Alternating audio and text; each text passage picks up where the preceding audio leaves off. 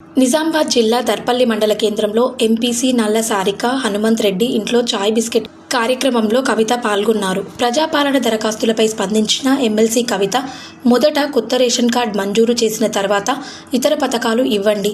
రాష్ట్రంలో ఇప్పటికే ఉన్న 44 లక్షల మంది లబ్ధిదారులకు యథావిధిగా 4,000 పెన్షన్ ఇవ్వాలని ప్రభుత్వాన్ని సూచిస్తున్నాము.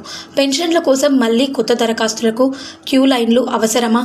రాష్ట్రంలో ఇప్పటికీ చాలా మంది రైతులకు రైతు బంధు రాలేదని చర్చిస్తున్నారు.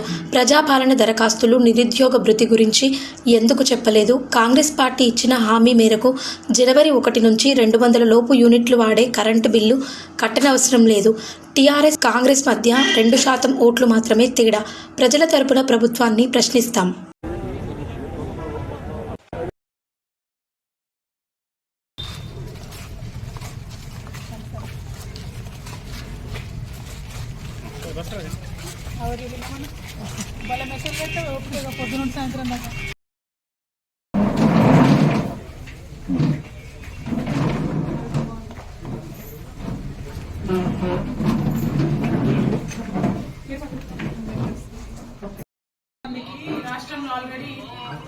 రాష్ట్రంలో ఆల్రెడీ పెన్షన్లు వస్తున్నాయి.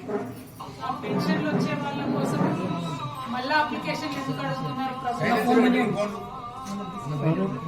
యథాతథంగా ఇప్పుడు పెన్షన్ వస్తున్న 44 లక్షల మందికి పెంచి 4,000 జనవరి 1వ తారీఖు నుండి ఇవ్వచ్చు కదా అన్నది మొదలొక ఆలోచన. దాన్ని సూచన చేస్తా ఉన్నాం ఈ ప్రభుత్వానికి. రెండవదేమో నిరుద్యోగ భృతి 4,000 ఇస్తామని చెప్పింది. కానీ వాళ్ళు వచ్చిన అప్లికేషన్లో ఎక్కడ నిరుద్యోగ భృతి కాలం లేదు. కాబట్టి నిరుద్యోగ భృతి కాలంని కూడా యాడ్ చేయవలసిందిగా గవర్నమెంట్ని కోరుతా ఉన్నాము. మూడవది 2,200 యూనిట్ల లోపు కరెంటు ఉంటే కరెంటు బిల్లు వచ్చే వాళ్ళైతే బిల్లు కట్టాల్సిన అవసరం లేదని చెప్పి ప్రభుత్వం నుండి పటేల్ రమేష్ రెడ్డి గారు చెప్తా ఉన్నారు. కాబట్టి అట్లా బిల్లు కట్టకుండా ఉండవలసిందిగా అందరినీ కోరుతా ఉన్నాం.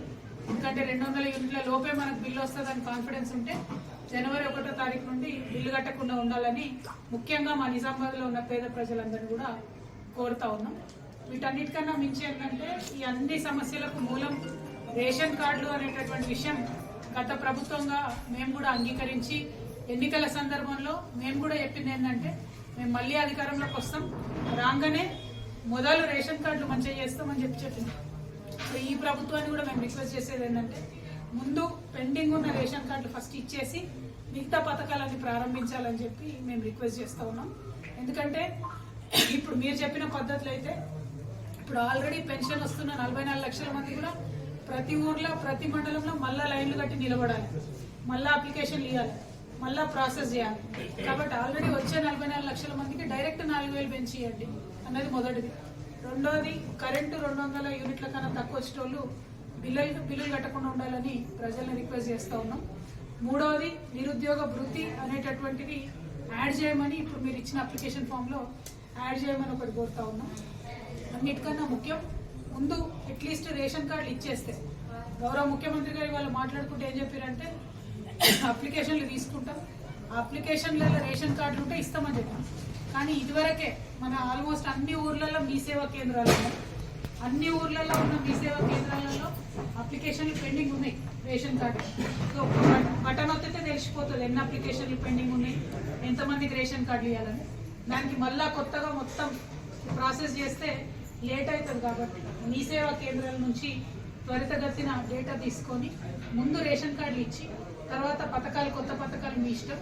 పాతగా ఇస్తున్న పెన్షన్ మీరు వాగ్దానం చేసినట్టు 2,000 వచ్చేది 4,000 ఈ జనవరి 1 నుండి ఇవ్వవలసిందిగా ప్రభుత్వానికి సూచన చేస్తా ఉన్నాం. Thank you. జై తెలంగాణ. ప్రభుత్వానికి సూచన చేస్తా ఉన్నాం. ఏమన్నా అంటే మేము మరి ఇవాళనే వచ్చినాం కదా 20 రోజులు రాలేదు కదా అంటున్నారు. కాబట్టి కానీ మీరు ఎన్నికలలో మాట్లాడినప్పుడు 9వ తారీఖే ఇస్తామన్నట్టు మాట్లాడింది. అంతకుముందు కేసీఆర్ గారు కూడా రైతు బంధుకు మరి అమౌంట్ తీసిపెట్టిండు. ఎలక్షన్ కమిషన్ చెప్తే ఆగింది. కాబట్టి మరి ఉన్న అమౌంట్ను ఖచ్చితంగా రైతులకే వినియోగించే విధంగా ప్రయత్నం చేయాలని కూడా ప్రభుత్వానికి సూచన చేస్తాం. Thank you. జై తెలంగాణ. జై కేసీఆర్. నెక్స్ట్ మళ్ళీ ఇచ్చే విధంగా కూడా మండలాలలో కూడా తప్పకుండా మీ తరఫున నేను కూడా ప్రయత్నం చేస్తాను. Thank you. జై తెలంగాణ. కొత్త ప్రభుత్వాన్ని అడుగుదాం సరికొత్త. Thank you. మా ఛానల్ని లైక్ చేయండి, షేర్ చేయండి, సబ్స్క్రైబ్ చేయండి. మరిన్ని అప్డేట్స్ కోసం పక్కనే ఉన్న బెల్ బటన్ నొక్కండి.